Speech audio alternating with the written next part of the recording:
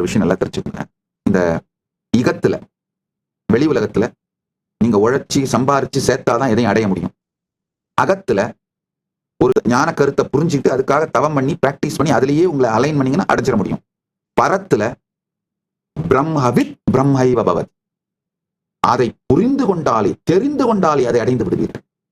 முனை புரிச்சுக்கணும்.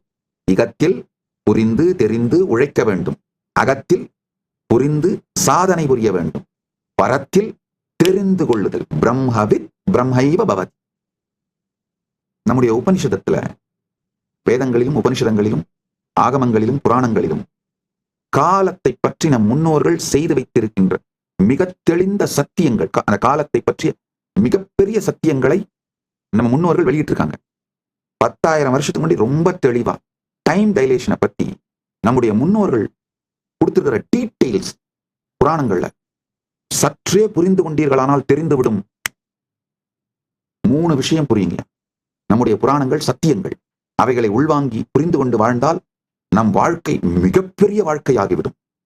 அதை புரிந்து கொள்வது பரத்திற்கு மட்டுமல்ல, இகத்திலேயே நமக்கு மிகப்பெரிய வெற்றிகள் நன்மைகளை அளிக்கும்.